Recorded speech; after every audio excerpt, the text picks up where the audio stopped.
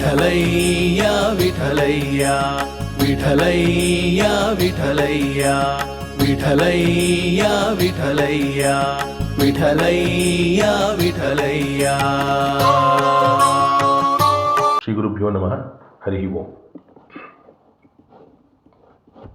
ನಾರಾಯಣಂ ನಮಸ್ಕೃತ್ಯ ನರಂ ಚೈವ ನರೋತ್ತಮಂ ದೇವೀಂ ಸರಸ್ವತೀಂ ವ್ಯಾಸಂ ತಥೋ ಜಯಮುದೀರಯೇತ್.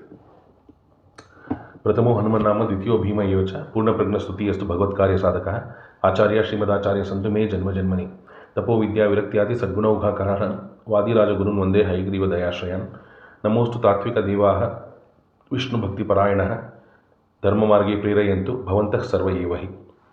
ಆನಂದತೀರ್ಥೋಪದಿಷ್ಟೋ ನಿಧಿರ್ನಾರಾಯಣಾಹ್ವಯಃ ಪ್ರದರ್ಶಿತೋ ಯೇನ ಸಮ್ಯಕ್ ಜಯತೀರ್ಥಂ ತಮಾಶ್ರಯೇ. ತಂ ವಂದೇ ನರಸಿಂಹತೀರ್ಥನಿಲಯಂ ವ್ಯಾಸರಾಟ್ ಪೂಜಿತಂ ಧ್ಯಾಯಂತಂ ಮನಸಾ ನೃಸಿಂಹಚರಣಂ ಶ್ರೀಪಾದರಾಜಂ ಗುರುಂ. ಅರ್ಥಿಕಲ್ಪಿತಕಲ್ಪೋಯಂ ಪ್ರತ್ಯರ್ಥಿಕಜಕೇಸರೀಂ ವ್ಯಾಸತೀರ್ಥಗುರುರ್ಭೂಯಾತ್ ಅಸ್ಮದಿಷ್ಟಾರ್ಥಸಿದ್ಧಯೇ. ಪೂಜ್ಯಾಯ ರಾಘವೇಂದ್ರಾಯ ಸತ್ಯಧರ್ಮರತಾಯ ಚ ಭಜತಾಂ ಕಲ್ಪವೃಕ್ಷಾಯ ನಮತಾಂ ಕಾಮಧೇನವೇ. ದುರ್ವಾದಿದ್ವಾಂತರವಯೇ ವೈಷ್ಣವೇಂದಿವರೆಂದವೇ. ಶ್ರೀ ರಾಘವೇಂದ್ರ ಗುರುವೇ ನಮೋ ಅತ್ಯಂತ ದಯಾಳುವೆ. ಮನ್ಮನೋಭೀಷ್ಟವರದಂ ಸರ್ವಾಭೀಷ್ಟಫಲಪ್ರದಂ ಪುರಂದರ ಗುರುಂ ವಂದೇ ದಾಸಶ್ರೇಷ್ಠಂ ದಯಾನಿಧಿಂ. ಅಜ್ಞಾನತಿಮಿರಚ್ಛೇದಂ ಬುದ್ಧಿಸಂಪತ್ಪ್ರದಾಯಕಂ ವಿಜ್ಞಾನಂ ವಿಮಲಂ ಶಾಂತಂ ವಿಜಯಾಖ್ಯ ಗುರುಂ ಭಜೆ. ಆಗತಾದ್ರಿ ತ್ರಿಕಾಲಗ್ನಂ ಆಗಮಾರ್ಥ ವಿಶಾರದಂ ತ್ಯಾಗಭೋಗ ಸಮಾಯುಕ್ತಂ ಭಾಗಣ್ಣಾರ್ಯ ಗುರುಂ ಭಜೆ. ಜಲಜ್ಯೇಷ್ಠ ನಿಭಾಕಾರಂ ಜಗದೀಶ ಪದಾಶ್ರಯಂ ಜಗತೀತಲ ವಿಖ್ಯಾತಂ ಜಗನ್ನಾಥ ಗುರುಂ ಭಜೆ. ಮುದ್ದುಮೋಹನ ಕರಕಮಲ ಸಂಜಾತಂ ವರಕರಿಗಿರಿ ಕ್ಷೇತ್ರವಾಸಂ ನೃಸಿಂಹ ಪಾದಾರ ವಿಂದೈಕದಾಸಂ ತಂದೆ ಮುದ್ದುಮೋಹನ ದಾಸವರ್ಯಂ ಭಜೆ. ಶ್ರೀ ಪದ್ಮನಾಭದಾಸರಾಯ ಗುರುಭ್ಯೋ ನಮಃ. ಹೈಗ್ರೀವ ಪದಾಂಬೋಜ ಮಾನಸಂ ಸ್ವಾದೀಶ ಪ್ರಿಯಂ ಗುರುಗೋವಿಂದ ವಿಠಲ ದಾಸವರ್ಯಂ ಗುರುಂ ವಂದೇ ನಿರಂತರಂ. ಆಪಾದಮೌಳಿ ಪರ್ಯಂತಂ ಗುರುಣಾಂ ಆಕೃತಿಂ ಸ್ಮರೇತ್ ತೇನ ವಿಘ್ನಾಃ ಪ್ರಣಶ್ಯಂತಿ ಸಿದ್ಧ್ಯಂತಿ ಚ ಮನೋರಥಾಃ. ಅತಿಗುಪ್ತಾದಿಗುಪ್ತವರ ಸಾಧನ ಕರ್ಮನಿಷ್ಠಂ ಗುರುಗೋವಿಂದ ವಿಠಲ ವರಶಿಷ್ಯಂ ನಾನಾಗ್ರಂಥಾದಿ ಪ್ರಮಾಣ ಪೂರಿತಕರ್ತಂ ನಮಾಮಿ ಗುರು ಶ್ರೀ ತಿರುಮಲೇಶ ಹರಿವಿಠಲಂ. ಮಮ ಗುರು ಶ್ರೀ ಹಯಾಸಿ ವಿಠಲ ದಾಸರಾಯ ಗುರುಭ್ಯೋ ನಮಃ. ಈವರೆಗೆ ಹರಿಕಥಾಮೃತ ಸಾರದ ಭಾವಪ್ರಕಾಶಿಕೆಯ ಚಿಂತನೆಯಲ್ಲಿ ಮಂಗಳಾಚರಣ ಸಂಧಿಯ ಚಿಂತನೆ ಮುಗಿದಿದೆ. ಇವತ್ತಿಂದ ಕರುಣಾಸಂಧಿ ಎರಡನೆಯ ಸಂಧಿಯಾದಂತಹ ಕರುಣಾಸಂಧಿಯ ಚಿಂತನೆಯನ್ನು ಪ್ರಾರಂಭ ಮಾಡೋಣ. ಗ್ರಂಥ ಪ್ರಾರಂಭದಲ್ಲಿ ಕರುಣಾಸಂಧಿಯ ಚಿಂತನೆಯ ಪ್ರಾರಂಭದಲ್ಲಿ ವಿಘ್ನೇಶ್ವರನ ಪ್ರಾರ್ಥನೆಯನ್ನು ಮಾಡುತ್ತಾ ವಕ್ರತುಂಡ ಮಹಾಕಾಯ ಬಾಲಸೂರ್ಯ ಸಮಪ್ರಭ ನಿರ್ವಿಘ್ನಂ ಕುರು ಮೇ ದೇವ ಸರ್ವಕಾರ್ಯೇಷು ಸರ್ವದಾ. ವಿಘ್ನೇಶ್ವರನ ಅಂತರ್ಯಾಮಿಯಾಗಿರ್ತಕ್ಕಂತಹ ಭಾರತಗುಣ ಮುಖ್ಯಪ್ರಾಣ ಅಂತರ್ಗತ ಶ್ರೀ ವಿಶ್ವಂಬರ ಮೂರ್ತಿ ವಿಘ್ನವನ್ನು ನಿವಾರಣೆ ಮಾಡಲಿ ಅಂತ ಪ್ರಾರ್ಥಿಸುತ್ತಾ, ಗುರು ಹಿರಿಯರಲ್ಲಿ ಸಜ್ಜನರಲ್ಲಿ ಸಣ್ಣವನಾದ ನನ್ನಿಂದ ತಪ್ಪುಗಳಾಗಬಹುದು, ಸಹಜವಾಗಿ ತಪ್ಪುಗಳಿದ್ದಲ್ಲಿ ಅದನ್ನು ಮನ್ನಿಸಿ ಆಶೀರ್ವದಿಸಿ ಚಿಂತನೆಯನ್ನು ಸ್ವೀಕರಿಸಬೇಕೆಂದು ಪ್ರಾರ್ಥನೆ. ಶ್ರೀ ತಿರುಮಲೇಶ ಹರಿವಿಠಲಾತ್ಮಕ ಶ್ರೀ ಹಯಾಸ್ಯ ವಿಠಲ ಅಭಿನ್ನ ಶ್ರೀ ಮೋಹನ ಗೋಪಾಲ ವಿಠಲ ಏನನ್ನು ನುಡಿಸುತ್ತಾನೆ ಅದನ್ನು ನುಡಿಯುವ ಪ್ರಯತ್ನ. ಮಂಗಳಾಚರಣ ಸಂಧಿಗೆ ಸೌರಾಷ್ಟ್ರ ಅನ್ನುವ ರಾಗ ಅಳವಡಿಸಲಾಗಿತ್ತು. ಇದು ಕರ್ನಾಟಕ ಸಂಗೀತ ಶಾಸ್ತ್ರಜ್ಞರಲ್ಲಿ ಸೌರಾಷ್ಟ್ರವು ಪ್ರಾರಂಭದಲ್ಲಿ ಬಳಸುವಂತಹ ರಾಗ ಅಂತ ಹೇಳಿ ಹಳುಬರು ಹಿರಿಯರು ನಿರ್ಧರಿಸಿ ಸೌರಾಷ್ಟ್ರವನ್ನು ಕಚೇರಿಯ ಪ್ರಾರಂಭದಲ್ಲಿ ಅಥವಾ ಗಣೇಶ ಸ್ತುತಿಗೆ ಸೌರಾಷ್ಟ್ರವನ್ನು ಬಳಸಿದ್ದಾರೆ. ಉದಾಹರಣೆಗೆ ತ್ಯಾಗರಾಜರ ಶ್ರೀ ಗಣಪತಿನಿ ಸೇವಿಂಪರಾರೆ ಅನ್ನೋದೊಂದು ನಾವು ನೋಡಬಹುದು. ಹಾಗಾಗಿ ಮೊದಲನೇ ಸಂಧಿಗೆ ಸೌರಾಷ್ಟ್ರ ರಾಗವನ್ನು ಬಳಸಿದ್ದು ಅದನ್ನು ಅಳವಡಿಸಲಾಗಿತ್ತು. ಎರಡನೇ ಸಂಧಿಗೆ ಕರುಣಾಸಂಧಿ, ಅದರಿಂದ ಕರುಣಾರಸ ಭರಿತವಾದಂತಹ ಬೃಂದಾವನ ಸಾರಂಗ ರಾಗವನ್ನು ಅಳವಡಿಸುವ ಪ್ರಯತ್ನ.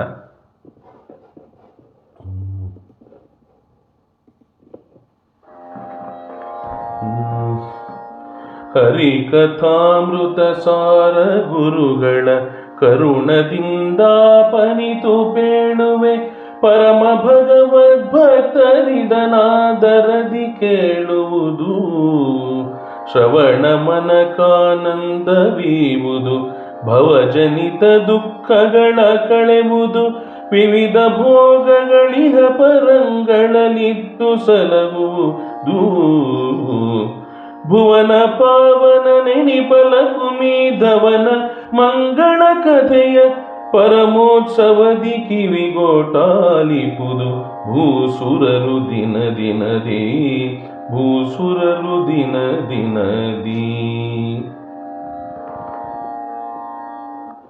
ಇನ್ನು ಕೆಲವು ಹರಿಕಥಾಮೃತಸಾರದ ಕೆಲವು ವಿವರಗಳು. ಈ ಹರಿಕಥಾಮೃತ ಸಾರವನ್ನು ಗ್ರಂಥಕರ್ತೃಗಳು ಭಾಮಿನಿ ಷಟ್ಪದಿಯಲ್ಲಿ ರಚಿಸಿದ್ದಾರೆ. ಭಾಮಿನಿ ಷಟ್ಪದಿ 6 ಸಾಲಿನ ಒಂದು ಪದ್ಯ, ಅದು ಕನ್ನಡ ಛಂದಸ್ಸಿನಲ್ಲಿ ಬರುತ್ತೆ. ಈ ಪದ್ಯದಲ್ಲಿ ಒಟ್ಟು 6 ಸಾಲುಗಳಲ್ಲಿ ಮೊದಲ ಸಾಲು ಅಥವಾ ಅದನ್ನು ಪಾದ ಅಂತ ಕರಿಬಹುದು, ಮೊದಲ, ಎರಡನೆಯ, ನಾಲ್ಕನೆಯ ಮತ್ತು ಐದನೆಯ ಪಾದ ಅದು ಒಂದೇ ರೀತಿಯಲ್ಲಿರುತ್ತೆ. ಅದರಲ್ಲಿ ಈ ಮಾತ್ರಾಗಣಗಳು ಅಂತ ಹೇಳ್ತೀವಿ. ಮಾತ್ರಾಗಣಗಳು ಅಂದಾಗ ಅ ಅಂತ ಅಕ್ಷರ ನುಡಿಯೋಕ್ಕೆ ಎಷ್ಟು ಕಾಲ ಆಗುತ್ತೆ ಅದು ಒಂದು ಮಾತ್ರೆ ಅಂತ. ಇನ್ನು ದೀರ್ಘಾಕ್ಷರಗಳು ಆ, ಕ ಅಥವಾ ದಮ್, ಅಂ ಅಂತ ಹೇಳಿ ಅಂಥ ಅಕ್ಷರಗಳು, ಮತ್ತು ಒತ್ತಕ್ಷರಗಳ ಹಿಂದಿನ ಅಕ್ಷರಗಳು. ತತ್ವ ಅನ್ಬೇಕಾದ್ರೆ ತತ್ ಅಂತ ಹೇಳಿ ಅಲ್ಲಿ ದೀರ್ಘಾಕ್ಷರ ಬಂದಂಗೆ ಆಗುತ್ತೆ. ಹಾಗಾಗಿ ಈ ದೀರ್ಘಾಕ್ಷರಗಳು, ಅಂ ಕಾರ ಬರುವಂಥ ಅಕ್ಷರಗಳು ಮತ್ತು ಒತ್ತಕ್ಷರಗಳ ಹಿಂದಿನ ಅಕ್ಷರ ಇವಕ್ಕೆಲ್ಲ 2 ಮಾತ್ರೆ ಅಂತ ಪರಿಗಣಿಸುತ್ತಾರೆ ಶಾಸ್ತ್ರಜ್ಞರು. ಮತ್ತು ಈ ಷಟ್ಪದಿಯಲ್ಲಿ ಮೊದಲ, ಎರಡನೆಯ, ನಾಲ್ಕನೆಯ ಮತ್ತು ಐದನೆಯ ಪಾದದಲ್ಲಿ ಅಥವಾ ಸಾಲಿನಲ್ಲಿ 3-4 ರೀತಿಯಲ್ಲಿ ಮಾತ್ರಾಗಣಗಳು ಬರುತ್ತೆ. ಇನ್ನು 3ನೇ ಮತ್ತು 6ನೇ ಪಾದದಲ್ಲಿ ಅಂದರೆ 3ನೇ ಸಾಲು ಮತ್ತು 6ನೇ ಸಾಲಿನಲ್ಲಿ 3-4ರ 3 ಮಾತ್ರಾಗಣಗಳು ಬರುತ್ತೆ. ಮತ್ತು ಕೊನೆಯಲ್ಲಿ ಒಂದು ಗುರು ಅಂತ ಬರುತ್ತೆ. ಇದು ಲಘುವಾಗಿದ್ದರೂ ಅದನ್ನು ಗುರು ಅಂತ ಪರಿಗಣಿಸಬಹುದು. ಮತ್ತು ಈ ಭಾಮಿನಿ ಷಟ್ಪದಿಯಲ್ಲಿ ನಾವು ಕನಕದಾಸರ ನಳಚರಿತ್ರೆಯನ್ನು ನೋಡಬಹುದು ಮತ್ತು ಕುಮಾರವ್ಯಾಸರ ಗದುಗಿನ ಭಾರತವನ್ನು ನೋಡಬಹುದು. ಇನ್ನು ಮಂಗಳಾಚರಣ ಸಂಧಿಯಲ್ಲಿ ನಾವು ನಾರಾಯಣನಿಂದ ಮೊದಲುಗೊಂಡು ನಾರಾಯಣನ ಅಷ್ಟಕರ್ತೃತ್ವ, ಸೃಷ್ಟಿ ಸ್ಥಿತ್ಯಾದಿ ಎಲ್ಲ ಕರ್ತೃತ್ವಗಳು ಮತ್ತು ನಾರಾಯಣನ ಮಹಿಮೆ, ಅವನ ಅನಂತ ಗುಣ ಪರಿಪೂರ್ಣತ್ವ, ಸರ್ವಶ್ರೇಷ್ಠತ್ವ, ಎಲ್ಲರಿಗಿಂತ ದೊಡ್ಡವನು ನಾರಾಯಣ, ಇವೆಲ್ಲವನ್ನು ತಿಳಿದಿದ್ದೆವು, ಹರಿಸರ್ವೋತ್ತಮತ್ವವನ್ನು. ಇನ್ನು ಲಕ್ಷ್ಮೀದೇವಿಯ ಮಹಿಮೆ, ಲಕ್ಷ್ಮೀದೇವಿಯು ಭಗವಂತನಿಗೆ ಸೇವೆ ಮಾಡುವ ರೀತಿ, ಮತ್ತು ಬ್ರಹ್ಮವಾಯುಗಳು ಅವರು ಅನಂತ ರೂಪಗಳಲ್ಲಿ ಭಗವಂತನನ್ನು ಕಾಣುವುದು, ವೇದಾದಿಗಳಲ್ಲಿ ಹೇಳುವ ಅಷ್ಟು ರೂಪಗಳಲ್ಲಿ ಭಗವಂತನನ್ನು ಕಾಣುವುದು, ಮತ್ತು ಗರುಡಶೇಷ ರುದ್ರಾದಿಗಳಲ್ಲಿ ಭಗವಂತನು ಮಾಡುವಂತಹ ಕರುಣೆ, ಮತ್ತು ಇಂದ್ರಾದಿ ದೇವತೆಗಳಲ್ಲಿ, ತತ್ವಾಭಿಮಾನಿ ದೇವತೆಗಳಲ್ಲಿ, ಋಷಿಗಳಲ್ಲಿ, ಗಂಧರ್ವರಲ್ಲಿ ಮತ್ತು ಮನುಷ್ಯೋತ್ತಮರವರೆಗೂ ಭಗವಂತನು ಎಷ್ಟು ಕರುಣೆಯಿಂದ ಅವರವರ ಅಪರೋಕ್ಷ ಜ್ಞಾನದಲ್ಲಿ ಅವರವರಿಗೆ ಯೋಗ್ಯತಾನುಸಾರವಾಗಿ ತಾನು ಗೋಚರಿಸುತ್ತಾ ಮಹಾಕರುಣೆಯಿಂದ ಅವರಿಗೆ ಅಪರೋಕ್ಷ ಆನಂದವನ್ನು ಕೊಡ್ತಾನೆ. ಇದನ್ನೆಲ್ಲ ಚಿಂತನೆ ಮಾಡಿದ್ದೆವು. ಮತ್ತು ಕೊನೆಯ ಪದ್ಯದಲ್ಲಿ ಜಗನ್ನಾಥ ವಿಠಲನ ಕರುಣಾ ಪಡೆಯುವ ಮುಮುಕ್ಷು ಜೀವರು, ಅಂದರೆ ಜಗನ್ನಾಥ ವಿಠಲನ ಕರುಣಾ ಪಡೆಯುವ ಅಂದರೆ ಭಗವಂತನ ಕರುಣೆ ಪ್ರಾಪ್ತಿಯಾಗಬೇಕಂದ್ರೆ ಮುಮುಕ್ಷು ಜೀವರು ಅಂದರೆ ಇಲ್ಲಿ ಮೋಕ್ಷಕ್ಕೆ ಅರ್ಹರಾದಂತಹ ಅಥವಾ ಮೋಕ್ಷಕ್ಕೆ ಯೋಗ್ಯರಾದಂತಹ ಜೀವರು ಅಂತ ಬರುತ್ತೆ.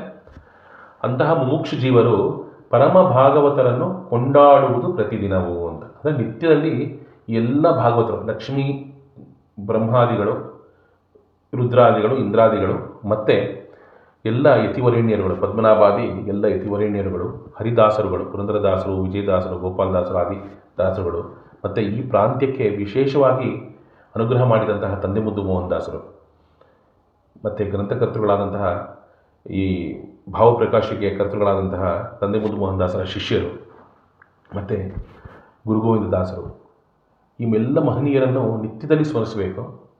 ಮತ್ತು ಗುರುಗಳು, ಪರಮಗುರುಗಳು ಇವರ ಸ್ಮರಣೆ ಮತ್ತು ಗುರುಗಳಲ್ಲಿ ಅಂತರ್ಯಾಮಿಯಾಗಿರ್ತಕ್ಕಂತಹ ಬಿಂಬನನ್ನು ಅವನನ್ನು ಉಪಾಸನೆ ಮಾಡುವುದು, ಇದೇ ಭಗವಂತನನ್ನು ಹತ್ತಿರಕ್ಕೆ ತಂದುಕೊಡುವಂತಹ ಒಂದು ಉಪಾಸನೆ. ಭಗವಂತನ ಕರುಣೆಗೆ ಪಾತ್ರರಾಗಬೇಕು ಅಂದರೆ ಗುರುಗಳ ಕಾರುಣ್ಯ ಬೇಕು. ಗುರುಗಳ ಕರುಣೆ ಸಂಪಾದಿಸಿದವನಿಗೆ ಭಗವಂತನ ಕರುಣೆ ಬಹಳ ಬೇಗ ಪ್ರಾಪ್ತಿಯಾಗತ್ತೆ. ಮತ್ತು ಅದಕ್ಕೆ ಉದಾಹರಣೆಗೆ ಈ ಗ್ರಂಥಕರ್ತೃಗಳು ಅವರು ಹೊಟ್ಟೆ ಶೂಲೆ ಇರೋ ಕಾಲಕ್ಕೆ ಅವರ ಗುರುಗಳೊಂದಿಗೆ ತಿರುಪತಿಗೆ ಹೋಗಿರ್ತಾರೆ. ಗುರುಗಳು ಭಜನೆಯಲ್ಲಿ ಶಿಷ್ಯನ ಮರೆತು ಬಿಡ್ತಾರೆ, ಗೋಪಾಲದಾಸರು.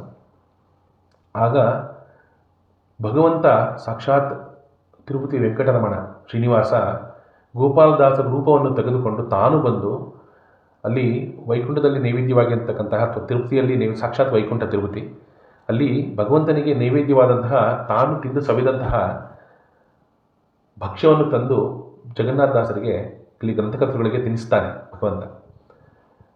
ಗುರುಕರ್ಣಿ ಆದಾಗ ಭಗವಂತ ಅಷ್ಟು ಸುಲಭವಾಗಿ ಬಂದು ತಾನೇ ತಿನ್ನಿಸಿ ಹೋಗಿದಾಗ ಗೋಪಾಲದಾಸರು ಬಂದು ಎಲ್ಲಿ ನಾನು ಮರೆತು ಬಿಟ್ಟೆ, ಎಲ್ಲಿ ಶಿಷ್ಯ ಕಷ್ಟಪಡ್ತಿದ್ದಾನೋ ಹೊಟ್ಟೆ ಶೂಲೆಯಿಂದ ಅಂತ ಹೇಳಿ ಪಶ್ಚಾತ್ತಾಪ ಪಟ್ಟು ಓಡಿ ಬರ್ತಾರೆ ಈ ದೇವರ ಪ್ರಸಾದವನ್ನು ತೆಗೆದುಕೊಂಡು. ಆಗ ಆನಂದಭರಿತವಾಗಿ ಕೂತ ಶಿಷ್ಯನ ನೋಡಿ ಹೊಟ್ಟೆ ಶೂಲೆ ಇಲ್ವಾ, ಏನಾಯಿತು ಅಂತ ಕೇಳಿದಾಗ ವಿಚಾರಿಸಿದಾಗ ತಿಳಿಯುತ್ತೆ ಅವರ ರೂಪದಲ್ಲೇ ಭಗವಂತ ಬಂದಿದ್ದ ಅಂತ ಅವರಿಗೆ ಶಿಷ್ಯ ಹೇಳಿದಾಗ ಗೊತ್ತಾಗತ್ತೆ. ಆಗ ಬಹಳ ತೃಪ್ತಿ ಪಡ್ತಾರೆ. ಈ ರೀತಿಯಲ್ಲಿ ಗೋಪಾಲದಾಸರು ಭಗವಂತನ ಚಿಂತನೆ ನೀವು ಮಾಡಬೇಕಾದ್ರೆ ಅಥವಾ ಗುರುಗಳ ಚಿಂತನೆ ನೀವು ಮಾಡಬೇಕಾದ್ರೆ ಈ ಭಗವಂತನ ರೂಪದ ಚಿಂತನೆಯನ್ನೇ ಮಾಡು ಅಂತ ಹೇಳಿ ಗ್ರಂಥಕರ್ತೃಗಳಿಗೆ ತಿಳಿಸ್ತಾರೆ. ಆ ರೀತಿಯಲ್ಲಿ ಗುರುಬಿಂಬ, ಗುರು ಒಳಗಿರುವಂತಹ ಬಿಂಬನನ್ನು ಉಪಾಸನೆ ಮಾಡೋದು ಅತಿ ಮುಖ್ಯವಾದಂತಹ ಉಪಾಸನೆ. ಅದು ಭಗವಂತನ ಕರುಣೆಗೆ ಪ್ರಾಪ್ತಿ. ಇನ್ನು ಪ್ರತಿಪದದ ಅರ್ಥಚಿಂತನೆಯನ್ನು ಮಾಡೋಣ.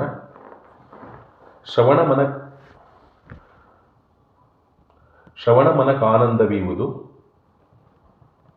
ಭವಜನಿತ ದುಃಖಗಳ ಕಳೆಯುವುದು, ವಿವಿಧ ಭೋಗಗಳಿಹ ಪರಂಗಳಲ್ಲಿತ್ತು ಸಲಹುವುದು, ಭುವನ ಪಾವನ ನಿನಿಪ ಲಕ್ಷ್ಮೀಧವನ ಮಂಗಳ ಕಥೆಯ ಪರಮ ಉತ್ಸವದಿ ಕಿವಿಗೊಟ್ಟಾಲಿಪುದು ಭೂಸುರರು ದಿನ ದಿನದಿ.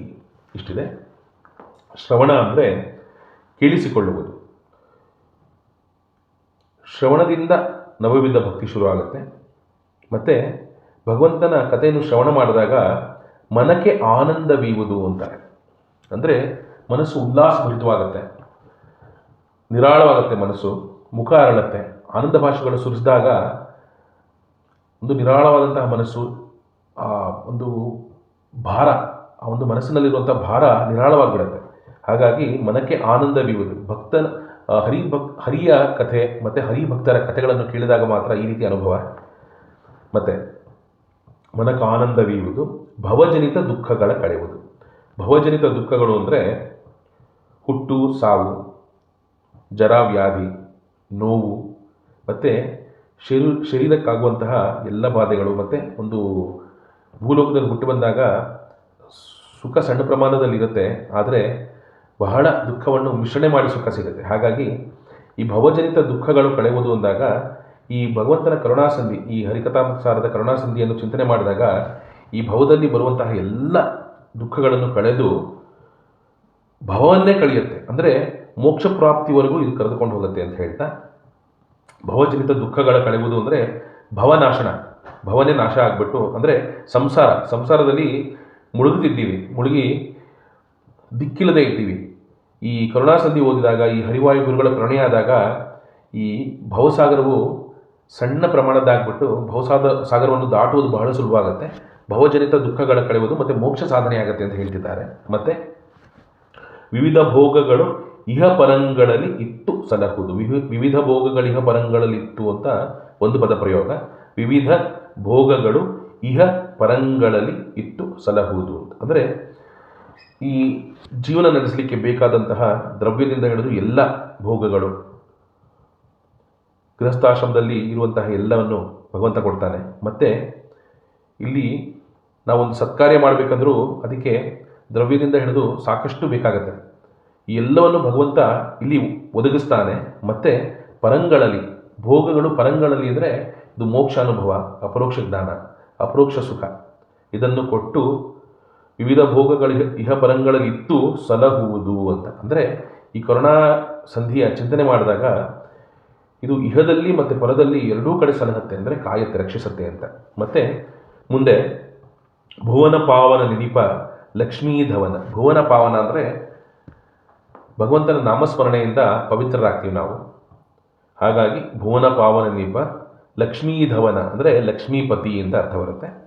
ಅವನ ಮಂಗಳ ಕಥೆಯ, ಸುಮಂಗಳವಾದಂತಹ ಮಂಗಳವನ್ನು ಉಂಟು ಮಾಡುವಂತಹ, ಎಲ್ಲ ಭವಜನಿತ ದುಃಖಗಳನ್ನು ಕಳೆಯುವಂತಹ, ಮೋಕ್ಷ ಸಾಧನೆಯನ್ನು ಮಾಡಿಸುವಂತಹ ಮಂಗಳ ಕಥೆಯ ಪರಮೋತ್ಸವದಿ ಕಿವಿಗೊಟ್ಟು ಆಲಿಪುದು. ಕಿವಿಗೊಟ್ಟು ಆಲಿಪುದು ಅಂತ ಹೇಳ್ತಾರೆ. ಪರಮೋತ್ಸವ ಅಂದಾಗ ಬಹಳ ಕುತೂಹಲದಿಂದ ಇನ್ನೇನು ತಿಳಿಯೋಕ್ಕೆ ಸಿಗತ್ತೆ ಅಂತ ಆನಂದದಿಂದ, ಭಗವಂತನ ಕಥೆ ಕೇಳೋದೇ ಒಂದು ಆನಂದ. ಆ ಉತ್ಸಾಹದಿಂದ ಕಿವಿಗೊಟ್ಟು ಆಲಿಪುದು ಅಂದಾಗ ಬಹಳ ಶ್ರದ್ಧೆಯಿಂದ, ಬೇರೆ ಕಡೆ ಗಮನ ಹರಿಸದೆ ಶ್ರದ್ಧೆಯಿಂದ ಕೇಳುವುದು ಅನ್ನೋ ಅರ್ಥ ಬರುತ್ತೆ. ಭೂಸುರರು ದಿನ ದಿನದಿ. ಭೂಸುರರು ಅಂದಾಗ ಇಲ್ಲಿ ಬ್ರಹ್ಮನನ್ನು ತಿಳಿಯಬೇಕು ಅಂತ, ಭಗವಂತನ ಹತ್ತಿರ ಹೋಗಬೇಕಂತ ಆಸೆ ಪಡ್ತಿರುವಂತಹ ಮುಮುಕ್ಷು ಜೀವರು, ಹರಿಭಕ್ತರುಗಳು, ಸಣ್ಣ ಸಣ್ಣ ಹರಿಭಕ್ತರುಗಳಾದರೂ ಸರಿಯೇ, ಆ ಶುದ್ಧ ಭಕ್ತಿ ಇರುವಂತಹ ಭೂಸುರರು ಅಂದರೆ ಬ್ರಾಹ್ಮಣಾದಿಗಳು ಮತ್ತು ಹರಿಭಕ್ತರುಗಳು, ಇವರು ದಿನ ದಿನದಿ ಕಿವಿಗೊಟ್ಟ ಆಲಿಪುದು ಅಂತ, ನಿತ್ಯದಲ್ಲಿ ಇದನ್ನು ಕೇಳಬೇಕು, ಸ್ಮರಣೆ ಮಾಡಬೇಕಂತ ಹೇಳ್ತಾರೆ. ಮತ್ತು ಇಲ್ಲಿ ಕೆಲವು ಭಾವಪ್ರಕಾಶಿಕೆಯ ವಿಚಾರ ಚಿಂತನೆ. ಕರುಣಾ ರಸ ಯಾವ ರೀತಿಯಲ್ಲಾಗತ್ತೆ ಅಂತ ತಿಳಿಬೇಕು ಅಂದರೆ ಅದಕ್ಕೆ ಭಾರತ ಮಹಾಭಾರತ ಭಾಗವತ ಪುರಾಣಗಳು ಇವೆಲ್ಲವನ್ನು ಓದಿದಾಗ ಅದು ತಿಳಿಯುತ್ತೆ. ಮತ್ತು ಇಲ್ಲಿ ಒಂದಿದೆ, ಮೈಥಾಲಜಿ ಅಂತ ನಾವೊಂದು ಪದ ಬಳಸ್ತೀವಿ ನಮ್ಮ ಪುರಾಣಗಳ ಬಗ್ಗೆ ಹೇಳಬೇಕಾದ್ರೆ. ಮೈಥಾಲಜಿ ಅಂತ, ಈ ಮೈಥಾಲಜಿ ಅಂದಾಗ ಆಂಗ್ಲ ಭಾಷೆಯಲ್ಲಿ ಅದು ಮಿತ್ ಅಂತ ರೂಟ್ ವರ್ಡ್ ಬರುತ್ತೆ. ಮಿತ್ ಅಂದರೆ ಸುಳ್ಳು ಅಂತ, ಅಂದರೆ ಇದು ಕಟ್ಟುಕತೆ ಎನ್ನುವ ಒಂದು ಅರ್ಥ ಬರುತ್ತೆ ಮೈಥಾಲಜಿ ಅಂದಾಗ. ಇದು ನಮ್ಮ ಕಟ್ಟುಕತೆ ಅಲ್ಲ, ಇದು ನಮ್ಮ ಇತಿಹಾಸ, ನಮ್ಮ ಹಿಸ್ಟ್ರಿ. ಇದು ರಾಮ ಜನ್ಮಭೂಮಿ ಅಯೋಧ್ಯೆ ನೋಡಬಹುದು, ರಾಮ ಕಟ್ಟಿದಂತಹ ಸೇತುವೆ ನೋಡಬಹುದು, ದ್ವಾರಕೆ ನೋಡಬಹುದು ಸಮುದ್ರದಲ್ಲಿ, ಮತ್ತು ಬೃಂದಾವನ ಕೃಷ್ಣ ಓಡಾಡಿದಂತಹ ಜಾಗಗಳು ನೋಡ್ಬೋದು. ಹಾಗಾಗಿ ಭಗವಂತ ಅವತಾರ ಮಾಡಿ ನಡೆದಾಡಿದಂತಹ ಜಾಗ, ಮತ್ತು ವಾಯುದೇವರು ಮಧ್ವಾಚಾರ್ಯರಾಗಿ, ಭೀಮಸೇನನಾಗಿ, ಹನುಮಂತ ದೇವರಾಗಿ, ಕಿಷ್ಕಿಂಧ ಕಾಂಡ ಹಂಪೆಗೆ ಹೋದರೆ ಅಲ್ಲಿ ಕಿಷ್ಕಿಂಧೆ ಸಿಗುತ್ತೆ ನೋಡಬಹುದು. ಹನುಮಂತ ದೇವರು ಹುಟ್ಟಿದಂತಹ ಅಂಜನಾದ್ರಿ ಬೆಟ್ಟವನ್ನು ಪರ್ವತವನ್ನು ನೋಡಬಹುದು. ಇದೆಲ್ಲ ನಮ್ಮ ಇತಿಹಾಸ. ಇದು ಕಟ್ಟುಕತೆ ಅಲ್ಲ ಇದು. ಹಾಗಾಗಿ ಆ ಮೈಥಾಲಜಿ ಅನ್ನೋ ಒಂದು ವರ್ಡು ಸಣ್ಣ ಮಕ್ಕಳಲ್ಲಿ ಅವರಿಗೆ ತಿಳಿದಿರೋಲ್ಲ, ಮಕ್ಕಳಿಗೆ ಅದನ್ನು ಬಳಸ್ತಿರ್ತಾರೆ. ಅದನ್ನು ತಿದ್ದಿ ಹೇಳುವುದು ನಮ್ಮೆಲ್ಲರ ಕರ್ತವ್ಯವಾಗುತ್ತೆ. ಮತ್ತು ಈ ಭಾರತ ಭಾಗವತಾದಿ ಪುರಾಣಗಳು ಎಷ್ಟು ಲಕ್ಷ ಪುಟಗಳಿವೆ ಅಂದರೆ, ಮತ್ತು ಶಾಸ್ತ್ರದಲ್ಲಿರುವಂತಹ ಸೂಕ್ಷ್ಮಗಳು, ರಹಸ್ಯಗಳು ಇವೆಲ್ಲವನ್ನು ತಿಳಿಯಬೇಕಂದ್ರೆ ಎಷ್ಟು ಜನ್ಮಗಳು ಬೇಕೋ, ಪೂರ್ಣ ಆಯುಷ್ಯ ಸಾಕಾಗೋದಿಲ್ಲ. ಹಾಗಾಗಿ ಭಗವಂತನ ಕರುಣೆಯ ಫಲಿತಾಂಶ ಮತ್ತು ಸಾರಾಂಶವನ್ನು ಇಲ್ಲಿ ಒಂದು ಈ ಫಿಲ್ಟರ್ ಮಾಡಿ, ಡಿಕಾಕ್ಷನ್ ಅಂತ ಹೇಳ್ತೀವಲ್ಲ, ಅಂದರೆ ಅದರ ಪೂರ್ಣ ಸಾರಾಂಶವನ್ನು ಮಾತ್ರ ಇಲ್ಲಿ ತುಂಬ ಸುಲಭವಾಗಿ ಅರ್ಥೈಸಲಿಕ್ಕೆ ಬರುವಂತೆ ತಿಳಿಸ್ತಾರೆ. ಮತ್ತು ಎಲ್ಲ ಚರಿತ್ರೆಗಳಲ್ಲಿ ಬರುವಂತಹ ಭಗವಂತನ ಕಾರುಣ್ಯವನ್ನು, ಅವನು ತನ್ನ ಭಕ್ತರ ಮೇಲೆ ಮಾಡಿದಂಥ ಕಾರುಣ್ಯವನ್ನು ಇಲ್ಲಿ, ಅದರ ಫಲವನ್ನು ಇಲ್ಲಿ ತಿಳಿಸುತ್ತಾರೆ. ಬರೀ ಕಥೆಗಳಂತೆ ನಾವು ಕೇಳಿರ್ತೀವಿ, ಆದರೆ ಅದರ ಫಲವನ್ನು ತಿಳಿದಿರೋಲ್ಲ. ಫಲ ತಿಳಿಯೋದು ಬೇರೆ, ಅದರ ರಹಸ್ಯಗಳನ್ನು ತಿಳಿಯೋದು ಬೇರೆ, ಭಗವಂತನ ಕರುಣೆಯ ರಹಸ್ಯಗಳನ್ನು ತಿಳಿಯೋದು ಬೇರೆ, ಬರೀ ಕಥೆ ರೀತಿಯಲ್ಲಿ ಅದನ್ನು ತಿಳ್ಕೊಂಡಿರೋದು ಬೇರೆ. ಆ ರೀತಿಯಲ್ಲಿ ಬರುತ್ತೆ. ಇನ್ನು ಇಲ್ಲಿ ಶ್ರವಣದ ಮಹಿಮೆ ಹೇಳ್ತಾರೆ. ಭಗವಂತನ ಈ ಕಲಿಯುಗದಲ್ಲಿ ಈ ಶ್ರವಣ ಮಾಡುವುದರಿಂದನೇ ಅದು ಮೋಕ್ಷ ಸಾಧನೆಯಾಗಬೇಕು. ಯಾಕೆಂದರೆ ತಾಸುಗಟ್ಟಲೆ ಕೂತು ಪೂಜೆ ಮಾಡಲಿಕ್ಕೆ ದೇಹದ ಹಾರ್ಡಿಯ ಇರಲ್ಲ, ಮನೋನಿಗ್ರಹ ಇರಲ್ಲ. ಮತ್ತು ಹೊರಗಡೆ ಪ್ರಪಂಚದಲ್ಲಿ ಬೇಕಾದಷ್ಟು ಡಿಸ್ಟ್ರಾಕ್ಷನ್ಸ್, ಏಕಾಗ್ರತೆ ಬರೋಕ್ಕೆ ಬಹಳ ಕಷ್ಟ ಆಗುತ್ತೆ. ಆ ರೀತಿಯಲ್ಲಿ ಇರುತ್ತೆ ಹೊರಗಡೆ ಪ್ರಪಂಚ. ಈ ರೀತಿಯಲ್ಲಿದ್ದಾಗ ಕೇಳುವುದೇ ಒಂದು ದೊಡ್ಡ ಸಾಧನೆ ಈ ಕಲಿಯುಗಕ್ಕೆ.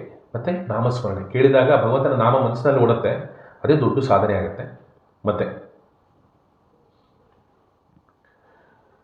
ಈ ಪದ್ಯದಲ್ಲಿ ಈ ಕರುಣಾಸಂಧಿಯ ಪೂರ್ತಿ ಸಾರವನ್ನು ತಿಳಿಸಿದ್ದಾರೆ. ಶ್ರವಣ ಮನಕ ಆನಂದವಿಯುವುದು, ಭವಜನಿತ ದುಃಖಗಳ ಕಳೆಯುವುದು, ವಿವಿಧ ಭೋಗಗಳಿಂದ ಪರಂಗಳಲ್ಲಿ ಸಲಹುವುದು, ಲಕ್ಷ್ಮೀದೇವನ ಮಂಗಳ ಕಥೆಯ ಅಂತ. ಇಲ್ಲಿ ಮುಂದೆ ಭಾಗವತ ಭಾರತಾದಿಗಳಲ್ಲಿ ಬರುವಂತಹ ಎಲ್ಲ ಕಥೆಗಳಲ್ಲಿ ಭಗವಂತ ತನ್ನ ಭಕ್ತರನ್ನು ಉದ್ಧರಿಸುವ ರೀತಿ, ಅವನು ಕರುಣೆ ತೋರಿಸಿದಂತಹ ರೀತಿಯ ಅದರ ಸಾರಾಂಶವನ್ನು ಇಲ್ಲಿ ತಿಳಿಸುತ್ತಾರೆ, ಸುಲಭವಾಗಿ ಅರ್ಥವಾಗುವ ರೀತಿಯಲ್ಲಿ. ಮತ್ತು ಇನ್ನೊಂದು ತಾಪತ್ರಯ ಅಂತ ಹೇಳ್ತೀವಿ.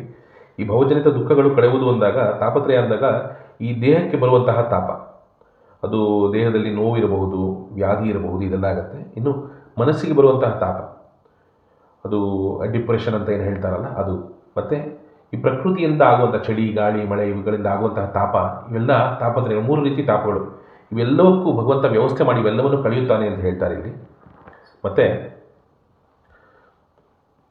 ಮಹಾಭಾರತದಲ್ಲಿ ನೋಡಿದಾಗ ಪಾಂಡವರಿಗೆ ಕೃಷ್ಣ ಯಾವ ರೀತಿಯಲ್ಲಿ ಸಲಹಿದ ಅಂತ ನೋಡಿದಾಗ, ವೇದವ್ಯಾಸ ದೇವರ ರೂಪದಲ್ಲಿ ಹಸ್ತಿನಾವತಿಗೆ ಕರ್ಕೊಂಡು ಬರ್ತಾನೆ ಕೃಷ್ಣ ಪಾಂಡವರನ್ನು.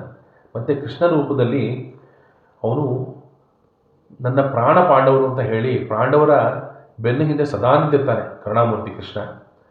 ಕಾಂಡವ ದಹನದಲ್ಲಿ ಮತ್ತು ದ್ರೌಪದಿಯ ಮಾನ ಸಂರಕ್ಷಣೆಯಲ್ಲಿ, ಆ ತುಂಬು ಸಭೆಯಲ್ಲಿ ದ್ರೌಪದಿಗೆ ಅವಮಾನ ಮಾಡಿದಾಗ ಕೃಷ್ಣ ನೀನೇ ದಿಕ್ಕು ಅಂತ ದ್ರೌಪದಿ ಕರೆದಾಗ ತತ್ಕ್ಷಣದಲ್ಲಿ ಬಂದು ಅವಳ ವಸ್ತ್ರವನ್ನು ಅಕ್ಷೆ ಮಾಡ್ತಾನೆ.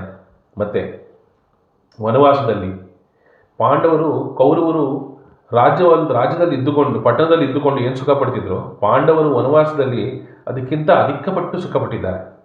ಯಾಕೆ ಅಂದರೆ ಅದು ಕೃಷ್ಣನ ಕರುಣೆಯಿಂದ. ಯಾಕೆಂದರೆ ಪಾಂಡವರ ಮನಸ್ಸಿನಲ್ಲಿ ಸದಾ ಕೃಷ್ಣ ತುಂಬಿದ್ದ, ಹಾಗಾಗಿ ಅವರ ಮನಸ್ಸು ಎಲ್ಲಿದ್ದರೂ ಉಲ್ಲಾಸವಾಗಿರ್ತಿತ್ತು. ಮತ್ತು ಯುದ್ಧದಲ್ಲಿ ಸಂರಕ್ಷಣೆ ಮಾಡಿದ ರೀತಿ, ಅರ್ಜುನನನ್ನು ಭಗವದ್ಗೀತೆ ತಿಳಿಸಿ ಅರ್ಜುನನನ್ನು ಸಂರಕ್ಷಣೆ ಮಾಡಿದ ರೀತಿ, ಪಾಂಡವರನ್ನು ಸಂರಕ್ಷಣೆ ಮಾಡಿದ ರೀತಿ, ಮತ್ತು ಪಾಂಡವರಿಗೆ ಸಖನಾಗಿ, ಅರ್ಜುನನಿಗೆ ಸಖನಾಗಿ, ಪಾಂಡವರಿಗೆ ಸಖನಾಗಿ, ಗುರುವಾಗಿ, ಬಂಧುವಾಗಿ, ಎಲ್ಲಿ ಕುಂತಿದೇವಿಯಾಗಲಿ ದ್ರೌಪದಿ ದೇವಿಯಾಗಲಿ ಪಾಂಡವರು ಕರೆದ ತಕ್ಷಣದಲ್ಲಿ ಬರ್ತಿದ್ದ ಕೃಷ್ಣ, ಬಂಧುವಾಗಿ, ಸೇವಕನಾಗಿ, ಸಾರಥಿಯಾಗಿ ಅವನು ತೋರಿದ ಕರುಣೆ ಅಪಾರವಾದಂತಹ ಕರುಣೆ. ಇಲ್ಲಿ ಹೇಳ್ತಾ ಹರಿದಾಸರು ಹೇಳ್ತಾರೆ,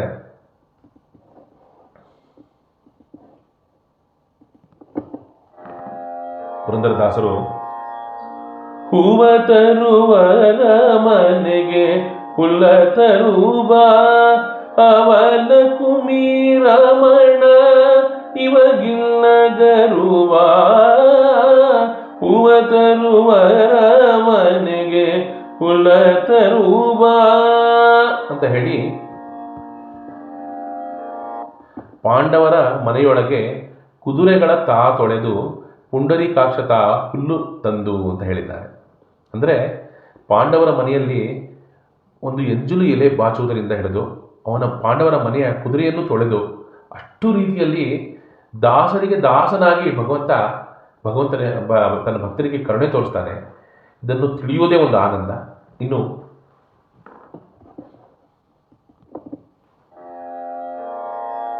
ಕುರುಪತಿಯು ದ್ರೌಪದಿಯ ಸೀರೆಯನ್ನು ಸೆಳೆಯುತ್ತೀರೆ, ತರುಣಿ ಹಾ ಕೃಷ್ಣ ಎಂದುದನೆ ಕೇಳಿ, ಭರದಿಂದ ಅಕ್ಷಯಾಂಬರವೀತ ಹಸ್ತಿನಾವತಿಗೂ ದ್ವಾರಾವತಿಗೂ ಪೂಗಣತೆಯೇ, ಎಲ್ಲಿರುವನೋ ರಂಗ ಎಂಬ ಸಂಶಯ ಬೇಡ, ಎಲ್ಲಿ ಭಕ್ತರು ಕರೆದರಲ್ಲೇ ಬಂದೊದಗುವ ನೋ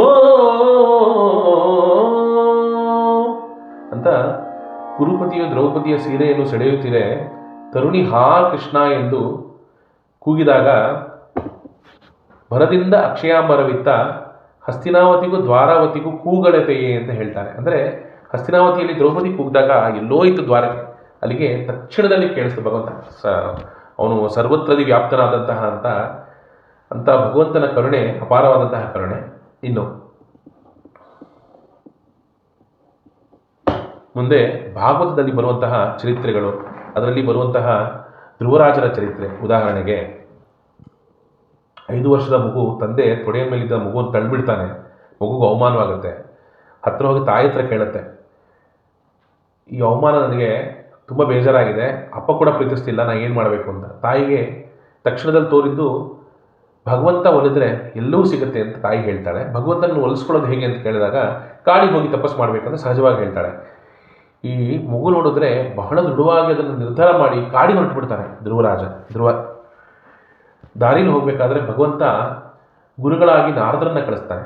ನಾರದರನ್ನ ಕಳಿಸಿ ನಾರದರಿಂದ ವಾಸುದೇವ ಮಂತ್ರ ಉಪದೇಶ ಮಾಡಿಸಿ ನಾರದರಿಂದ ವಾಸುದೇವನ ರೂಪವನ್ನು ಚಿಂತನೆ ಮಾಡುವ ಬಗೆಯನ್ನು ತಿಳಿಸ್ಕೊಡ್ತಾನೆ, ಆ ರಹಸ್ಯಗಳನ್ನು ತಿಳಿಸ್ಕೊಡ್ತಾನೆ ನಾರದರ ಮೂಲಕ. ಮತ್ತು 5 ವರ್ಷದ ಮಗು ಒಂದು ಸಣ್ಣ ಜಿರಳೆ ಇರುವೆಗಳು ನೋಡಿದ್ರೆ ಹೆದರೋ ಕಾಲ. 5 ವರ್ಷದ ಮಗು ಅಂತಹ ದಟ್ಟ ಕಾಡಿನಲ್ಲಿ, ಆಗಿನ ಕಾಲಕ್ಕೆ ಕಾಡು ಹೀಗಿರಬಹುದು, ಅಂಥ ದಟ್ಟ ಕಾಡಿನಲ್ಲಿ ಹೋಗಿ ಭಗವಂತನ ಕುರಿತು ತಪಸ್ಸು ಮಾಡಿದಾಗ ಅಂಥ ಕಾಡು ಪ್ರಾಣಿಗಳಿಂದ ಅವನ್ನ ರಕ್ಷಣೆ ಮಾಡಿ 5 ವರ್ಷದ ಮಗುಗೆ 4 ತಿಂಗಳಲ್ಲಿ ಒಲಿದು, ಅಂದರೆ ದುರಾಜರು ತುಂಬ ದೊಡ್ಡವರು, ಅವರ ಸಾಧನೆ ದೊಡ್ಡದು. ಆದರೆ 5 ವರ್ಷದ ಮಗುವಿಗೆ ಕೇವಲ 4 ತಿಂಗಳುಗಳಲ್ಲಿ ಒಲಿದು ಮುಂದೆ ಬಂದು ವಾಸುದೇವ ಮೂರ್ತಿ ನಿಂದು ತನ್ನ ಶಂಖದಿಂದ ಮಗುವಿನ ಗಲ್ಲವನ್ನು ತಾಕಿಸಿ ಧ್ರುವನಿಂದ ಸ್ತುತಿ ಮಾಡಿಸಿಕೊಳ್ತಾನೆ. ಮತ್ತು 36,000 ವರ್ಷ ಧ್ರುವರಾಜರು ರಾಜ್ಯಭಾರ ಮಾಡಿತು. ಭಗವಂತನ ಅನುಗ್ರಹ ಆದಮೇಲೆ ಅವರಿಗೆ ತಂದೆ ತಾಯಿಯಿಂದ ಹಿಡಿದು ಎಲ್ಲರ ಪ್ರೀತಿ ಸಿಗುತ್ತೆ. ಮತ್ತು ಅಷ್ಟಲ್ಲದೆ ಧ್ರುವಲೋಕವನ್ನು ಮಾಡಿ ಧ್ರುವಲೋಕಕ್ಕೆ ಅಧಿಪತಿಯನ್ನಾಗಿ ಮಾಡ್ತಾರೆ ಭಗವಂತ ಧ್ರುವರಾಜನನ್ನು. ಈ ರೀತಿಯಲ್ಲಿ ಭಗವಂತ ಒಲಿದರೆ, ಅವನ ಕರುಣೆಗೆ ಪಾತ್ರರಾಗ್ಬಿಟ್ರೆ ಅದು ಎಲ್ಲ ರೀತಿಗಳಲ್ಲಿ ಇಹದಲ್ಲಿ ಸುಖ ಪರದಲ್ಲಿ ಮೋಕ್ಷ ಎಲ್ಲವನ್ನೂ ಕೊಡ್ತಾನೆ ಭಗವಂತ ಅಂತ. ಈ ರೀತಿಯಲ್ಲಿ ಧ್ರುವರಾಜನ ಚರಿತ್ರೆ, ಪ್ರಹ್ಲಾದರಾಜನ ಚರಿತ್ರೆ, ಪ್ರಹ್ಲಾದರಾಜರ ಚರಿತ್ರೆ ಕೇವಲ ಪ್ರಹ್ಲಾದರಾಜನಿಗೆ ಮಾತ್ರ ತೆಗೆದುಕೊಂಡಂತಹ ಅವತಾರ ಅದು ನಾರಸಿಂಹ ಅವತಾರ. ಅಷ್ಟು ಭಕ್ತನಲ್ಲಿ ಭಗವಂತನಿಗೆ ವಾತ್ಸಲ್ಯ ಪ್ರಹ್ಲಾದರಾಜರಲ್ಲಿ, ಅವರ ಭಕ್ತಿಯೂ ಹಾಗಿತ್ತು. ಇನ್ನು ಅಂಬರೀಷ್ ಚಕ್ರವರ್ತಿ, ಮುಚುಕುಂದ ಇವರಿಗೆಲ್ಲ ಭಗವಂತನು ತೋರಿದ ಕರುಣೆ. ಮತ್ತು ಅವನ ಮತ್ಸ್ಯಕೂರ್ಮಾದಿ ಅವತಾರಗಳಲ್ಲಿ ಭಗವಂತನು ತನ್ನ ಭಕ್ತರಿಗೆ ತೋರಿರುವಂಥ ಕರುಣೆ ಚಿಂತನೆಗಳು ಬರುತ್ತೆ. ಮತ್ತು ಇದೆಲ್ಲವನ್ನು ನಾವು ಓದಿ ತಿಳಿತೀವಿ ಎಂದಾಗ ಅದು ಪೂರ್ಣ ಆಯುಷ್ಯವಾದರೂ ಸಾಕಾಗಲ್ಲ. ಮತ್ತು ಇನ್ನೊಂದು, ಅದು ಕಥೆ ರೂಪದಲ್ಲಿ ತಿಳಿದಾಗ ಒಂದು ಕಾದಂಬರಿಯನ್ನು ಓದುತ್ತೀವಿ. ಕಾದಂಬರಿಯನ್ನು ಓದಿದಾಗ ಕೂಡ ಒಂದು ಉಲ್ಲಾಸ, ಒಂದು ದುಃಖ, ಈ ರೀತಿಯಲ್ಲಿ ವಿವಿಧ ಮನಸ್ಸಿಗೆ ಅದು ಮನಸ್ಸನ್ನು ಗ್ರಹಿಸಿ ಒಂದು ಬೇರೆ ಬೇರೆ ರಸಾನುಭವವನ್ನು ಕೊಡುತ್ತದು. ಆದರೆ ಈ ಭಗವಂತನ ಕರುಣೆಯ ರಸ ತಂದುಕೊಡುವಂತಹ ಈ ಕರುಣಾಸಂಧಿ ಇದು ಇಹದಲ್ಲಿ ಎಲ್ಲ ಕಷ್ಟಗಳನ್ನು ನಿವಾರಣೆ ಮಾಡಿ ಇಹದಲ್ಲಿ ಬಹಳ ಸುಖವನ್ನು ಕೊಟ್ಟು, ಮತ್ತು ಕೆಲವು ಕರ್ಮವಶಾತ್ ಕೆಲವು ಕಷ್ಟಗಳನ್ನು ನಾವು ಅನುಭವಿಸಿಯೇ ಆಗಬೇಕು ಅಂದಾಗ ಕಲ್ಲಾಗಿ ಇರಬೇಕು ಕಠಿಣ ಭವ ತೊರೆಯೊಳಗೆ ಅಂತ ಹೇಳಿದಾಗೆ ಪುರಂದರದಾಸರು ಆ ಕಷ್ಟಗಳಲ್ಲಿ ನಾವು ಇದ್ದರೂ ಕೂಡ ಭಗವಂತನ ಅನುಗ್ರಹದಿಂದ ಆ ಕಷ್ಟವು ನಮಗೆ ಅದು ತೋರೋದಿಲ್ಲ. ತುಂಬ ಸುಲಭವಾಗಿ ಕಷ್ಟವನ್ನು ದಾಟಿಬಿಡ್ತೀವಿ. ಹಾಗಾಗಿ ಭಗವಂತನ ಅನುಗ್ರಹ, ಅವನ ಕರುಣೆ ತುಂಬ ದೊಡ್ಡದು. ಈ ರೀತಿಯಲ್ಲಿ ಬರೀ ಅದರ ಸಾರಾಂಶವನ್ನು ತಿಳಿಯದೆ, ಆ ಕರುಣೆಯ ಸಾರಾಂಶವನ್ನು ತಿಳಿಯದೆ ಬರೀ ಕಥೆಯ ರೀತಿಯಲ್ಲಿ ಅದನ್ನು ತಿಳಿದಾಗ ಆಗಲೂ ಕೂಡ ದೇವರು ಅದಕ್ಕೆ ತಕ್ಕ ಫಲಗಳನ್ನು ಕೊಡ್ತಾನೆ. ಒಂದು ನಿಷ್ಠಾವಂತ ಬ್ರಾಹ್ಮಣ ಅಂತ ಹೇಳಿ ಅವರಿಗೆ ಒಂದು ದಾನಕ್ಕೆ ಯೋಗ್ಯರಾದಂಥವರು ಅಂತ ಹೇಳಿ ದಾನ ಧರ್ಮಗಳು ಮಾಡೋರಿರ್ತಾರೆ. ಮತ್ತು ಅವರಿಗೆ ಲೌಕಿಕದಲ್ಲಿ ಸುಖವನ್ನು ಎಲ್ಲವನ್ನೂ ಕೊಡ್ತಾನೆ ಭಗವಂತ. ಅದು ಬರೀ ಶ್ರವಣ ಮಾತ್ರ ಮಾಡೋದರಿಂದ, ಅಂದರೆ ಈ ಭಾಗವತ ಆದಿ ಕಥೆಗಳನ್ನು ಓದಿದಾಗ ಅದರ ಅರ್ಥವನ್ನು, ಅದರ ಸೂಕ್ಷ್ಮ ಅರ್ಥಗಳನ್ನು ಗ್ರಹಿಸುವುದು ಬಹಳ ಕಷ್ಟವಾಗುತ್ತೆ.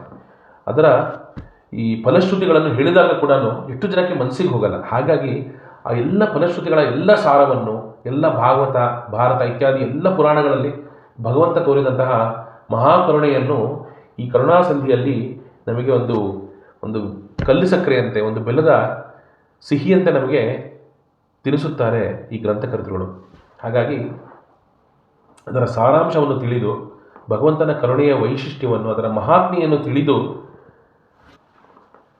ನಾವು ಭಗವಂತನನ್ನು ಉಪಾಸನೆ ಮಾಡಿದಾಗ ಅಥವಾ ಗುರುಮುಖೇನ, ವಾಯುದೇವರ ಮುಖೇನ ಭಗವಂತನನ್ನು ಉಪಾಸನೆ ಮಾಡಿದಾಗ, ತತ್ವಾಭಿಮಾನಿ ದೇವತೆಗಳ ಮುಖೇನ ಭಗವಂತನನ್ನು ಉಪಾಸನೆ ಮಾಡಿದಾಗ ಇಹದಲ್ಲಿ ಕಷ್ಟಗಳನ್ನು ಕಳೆದು ಮೋಕ್ಷ ಸಾಧನೆಯನ್ನು ಮಾಡಿಸಿ ಜ್ಞಾನಭಕ್ತಿ ವೈರಾಗ್ಯಗಳನ್ನು ಕೊಟ್ಟು ಬಹಳ ಸ್ವಾರ್ಥವೇ ರಹಿತವಾದಂತಹ ವಾತ್ಸಲ್ಯವನ್ನು ಭಗವಂತ ನಮಗೆ ತೋರಿಸ್ತಾನೆ. ಭಗವಂತನಿಗೆ ನಮ್ಮಿಂದ ಏನಾಗಬೇಕಾಗಿಲ್ಲ, ಅವನು ಲಕ್ಷ್ಮೀದೇವಿಯಿಂದಲೇ ಅವನಿಗೆ ಏನಾಗಬೇಕಾಗಿಲ್ಲ. ಅಂಥ ಭಗವಂತ, ಸರ್ವೋತ್ತಮನಾದಂಥ ಭಗವಂತ, ಸರ್ವತಂತ್ರ ಸ್ವತಂತ್ರ ಅವನು. ಹಾಗಾಗಿ ಅವನ ವಾತ್ಸಲ್ಯದಲ್ಲಿ ಸ್ವಾರ್ಥ ಇರಲ್ಲ. ಹಾಗಾಗಿ ಅಂಥ ನಿಸ್ವಾರ್ಥವಾದಂತಹ ಹರಿವಾಯು ಗುರುಗಳ ಕರುಣೆಯನ್ನು ಸಂಪಾದಿಸಬೇಕು ಅಂತ ಹೇಳಿದಾಗ ಈ ಭಗವಂತನ ಮಹಿಮೆಯನ್ನು, ಅವನ ಕರುಣೆಯನ್ನು ತಿಳಿಸುವಂತಹ ಈ ಕರುಣಾಸಂಧಿ ಅದು ಒಂದು ಬೆಲ್ಲದ ಸವಿಯಂತೆ. ಇದರೊಂದಿಗೆ ಇವತ್ತಿನ ಚಿಂತನೆಯನ್ನು ಇಲ್ಲಿಗೆ ಮುಗಿಸೋಣ. ಅಸ್ಮದ್ ಗುರುವಂತರ್ಗತ ಶ್ರೀ ವಿಜಯದಾಸರಾಯ ಗುರುವಂತರ್ಗತ ಶ್ರೀ ರಾಘವೇಂದ್ರ ತೀರ್ಥ ಗುರುವಂತರ್ಗತ ಶ್ರೀ ವಾದಿರಾಜ ಅಂತರ್ಗತ ಶ್ರೀ ಭಾರತೀರ್ಮಣ ಮುಖ್ಯಪ್ರಾಣ ಅಂತರ್ಗತ ಶ್ರೀ ತಿರುಮಲೇಶ ಹರಿ ವಿಠಲಾತ್ಮಕ ಶ್ರೀ ಹಯಾಸಿ ವಿಠಲ ಭಿನ್ನ ಶ್ರೀ ಮೋಹನ ಗೋಪಾಲ ವಿಠಲ ಪ್ರೇರಣ್ಯ ಪ್ರೀತ್ಯರ್ಥಂ ಪ್ರಿಯತೋ ವರದೋ ಭವತು. ಶ್ರೀ ಕೃಷ್ಣಾರ್ಪಣಮಸ್ತು. ಶ್ರೀ ಮಧ್ವೇಶ.